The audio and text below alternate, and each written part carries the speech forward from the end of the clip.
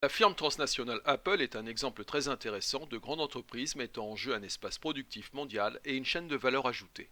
Son siège social se situe à Cupertino en Californie. C'est de là que cette firme organise tout. Commandement, conception, logistique sont entre les mains des 12 000 salariés de Cupertino. Mettez sur pause régulièrement afin de pouvoir réaliser l'organigramme du système productif dominé par Apple. Apple a recours à des entreprises extérieures qui fabriquent pour elle les pièces dont elle a besoin. Ces sous-traitants sont situés partout dans le monde. Pause.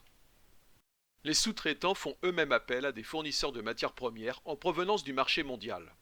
Pause. Foxconn, entreprise taïwanaise, assure l'assemblage des iPhones en Chine.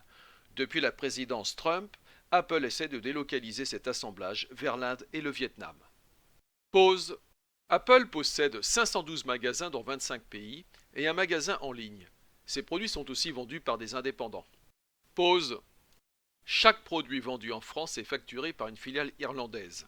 Apple échappe ainsi au fisc et ne paie pas l'impôt là où elle réalise ses bénéfices. Ces derniers sont transférés dans un paradis fiscal où la firme possède un trésor de guerre d'environ 200 milliards de dollars. Pause.